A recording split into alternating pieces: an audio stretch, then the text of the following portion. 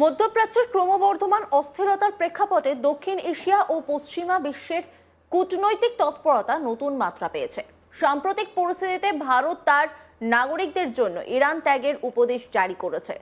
একই সময়ে খবর পাওয়া গিয়েছে যে আমেরিকার নৌবাহিনীর একাধিক রণতরী কৌশলগতভাবে অগ্রসর হচ্ছে এবং তারা ইউরোপ ও আফ্রিকার সংযোগস্থল, গুরুত্বপূর্ণ সামুদ্রিক পথ, জিব্রাল্টার প্রণালী অতিক্রম করে পূর্ব ভূমধ্যসাগর ও মধ্যপ্রাচ্যের দিকে এগোচ্ছে।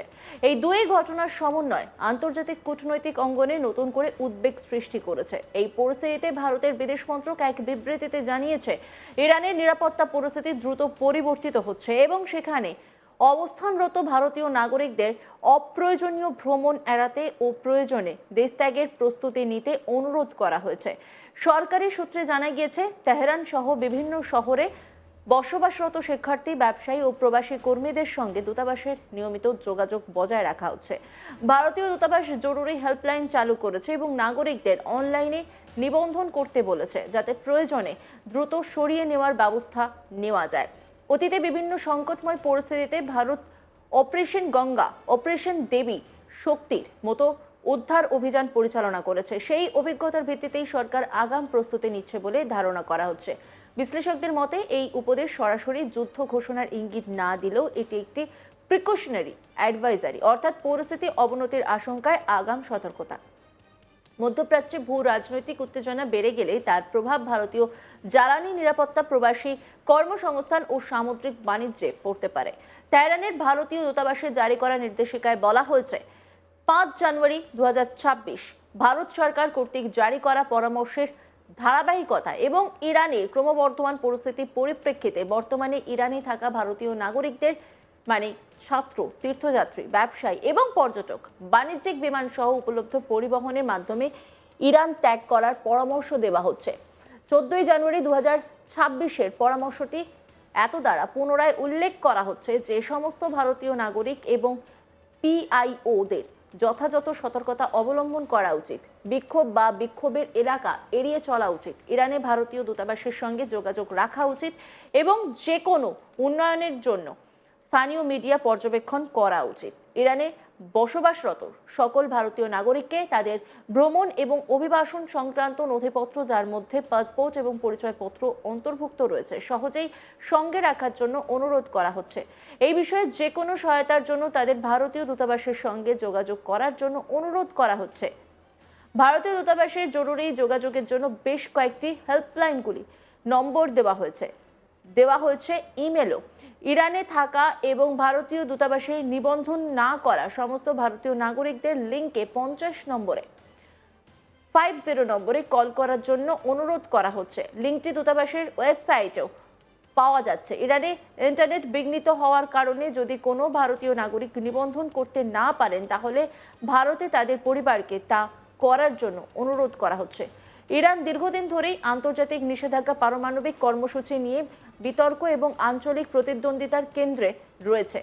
সাম্প্রতিক সময়ে দেশটির সামরিক প্রস্তুতি ও কৌশলগত অবস্থান নিয়ে পশ্চিমা বিশ্বে উদ্বেগ বেড়েছে। এই নিয়ে আমার এক কলিগ অবসরপ্রাপ্ত গ্রুপ ক্যাপ্টেন কৌশিক সিনহার সঙ্গে কথা বলেছিলেন। তিনি কি বলেছেন শুনবো। ইরানের যুদ্ধ প্রস্তুতি স্যাটেলাইট ছবিটা ধরা পড়েছে, এর মাধ্যমে কি বোঝা যাচ্ছে? আমি একটু আপনার কাছ থেকে জানতে চাইবো যে ইরান কিভাবে প্রস্তুতি নিচ্ছে বলে আপনার মনে হচ্ছে। দেখুন, এগুলো সব বিল্ডিং তৈরি করা হয়েছে। এগুলো বেসিক্যালি কি আছে, কমান্ড সেন্টার অ্যান্ড স্টোরেজ আছে এগুলো। তো স্টোরেজ গুলো ইউজ করা হয় এগুলো মিসাইলস জেনারেলি হিলস এর বেসে করা হয়, কারণ কি অনেকই ডিফিকাল্ট আছে কোনো এয়ারক্রাফট থেকে এয়ারক্রাফটের হিলের বেসকে অ্যাটাক করা, কারণ কি এয়ারক্রাফটকে নিজের সেফটি মেনটেন করে এত ক্লোজ আসতে পারে না হিলের কাছে, হিলের বেসের কাছে। তো এটা সেফটি মেজার হচ্ছে, এরা হিলের নিচে করেছে, স্টোরেজ আছে প্লাস কমান্ড সেন্টার যেখান থেকে কন্ট্রোল করা যেতে পারে পুরো অপারেশনটা। তো এটাই ওটা দেখাচ্ছে এখানে। এই বেশ কিছু বাংকার যেগুলো তৈরি করা ছিল মাটির নিচে, সেগুলোকে তো আমেরিকা শেষ করে দিয়েছিল গত সেপ্টেম্বর মাসে যখন অ্যাটাকটা হয়েছিল। এগুলোকে কি আবার তৈরি করা হয়েছে বলে মনে হচ্ছে? না, ওরা বাংকারটা স্ট্রাইক করেনি, ওরা বেসিক্যালি নিউক্লিয়ার বাংকার গুলো স্ট্রাইক করেছিল। তো 3টে যে বমটা ফেলেছিল ওটা 3টেই নিউক্লিয়ার বাংকার, যেখানে নিউক্লিয়ার আর্মস রাখা ছিল, নিউক্লিয়ার বম রাখা ছিল। ওগুলোকে অ্যাটাক করেছিল। নর্মাল যে বাংকার আছে যেখানে লোকরা থাকে আন্ডারগ্রাউন্ড, ওগুলোকে করা হয়নি, আর এগুলো এখনো আছে। এগুলোকে কিভাবে আইডেন্টিফাই করা হয় এয়ার স্ট্রাইকের সময়? এটা আর্মি থেকেই হয়, স্যাটেলাইট পিকচার যেমনি এটা দেখাচ্ছে, এগুলো থেকে পিন পয়েন্ট করা হয়, আর ওর পর একটা ওয়াচ রাখা হয় ফর এ লং টাইম। কি ওটা কেমনি মুভমেন্ট আছে, কোন ট্রাক যাচ্ছে, কোন গাড়ি যাচ্ছে, কে যাচ্ছে, কে আসছে, এগুলো সব স্যাটেলাইট থেকে বোঝা যায়। আর যত স্পাই স্যাটেলাইট হয় ইউএসএ, ইভেন ইন্ডিয়ার কাছে যে স্পাই স্যাটেলাইট আছে, প্রত্যেকে একদম সেন্টিমিটার্সে বোঝা যায়। তো আমরা তো ওটাকে পুরো গাড়িটাকে আমরা দেখতে পারি, গাড়িতে কে মুভ করছে ওটা দেখতে পারি, আর ইউএস এর কাছে তো আরো মিলিমিটার আছে, ও গাড়ির নম্বরটাও দেখতে পারে। তো অ্যাকুরেটলি ওরা বলতে পারে কোন গাড়ি আসছে, কিসের গাড়ি আসছে, মিলিটারির গাড়ি, সিভিলের গাড়ি, কোন স্টার প্লেট আছে কিনা, সামথিং লাইক দ্যাট, এভরিথিং ওরা পিক আপ করতে পারবে। তো এটা ওরা বুঝতে পাবে কি এই জায়গাটা কিসের জন্য ইউজ করা হচ্ছে। তারপর ডিসাইড করা হবে কটা এগুলো বিল্ডিং আছে যেখানে ইম্পর্টেন্ট লোকরা যায়, কোথায় মিসাইল ডিপোজিট আছে, কোথায় মিসাইল করে রেখেছে, নিউক্লিয়ার ওয়ারেন্টস কোথায় রেখেছে। তো এগুলো দেখে দেখে ওভার পিরিয়ড অফ টাইম স্যাটেলাইটে, এটা স্যাটেলাইট ইমেজরি হয়, ইন্টেলিজেন্স নেটওয়ার্ক ওদের হয়, যেটা ইন্ডিয়ার কাছেও আছে। তো ওটা দিয়ে আমরা এই টার্গেট গুলো আইডেন্টিফাই করি, আর ওর পরে ফের ডিসাইড করে কোন এয়ার স্ট্রাইকটা হবে, বা এয়ারক্রাফট হবে, বা মিসাইল হবে, এগুলোই ডিসাইড করা হয়। তো এটাই হচ্ছে প্ল্যান।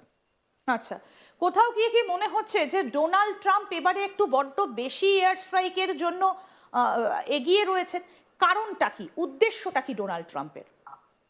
বেসিক্যালি একটা দেখা যায় ডোনাল্ড ট্রাম্পের নিজের লোকাল পলিটিক্স অনেক আছে।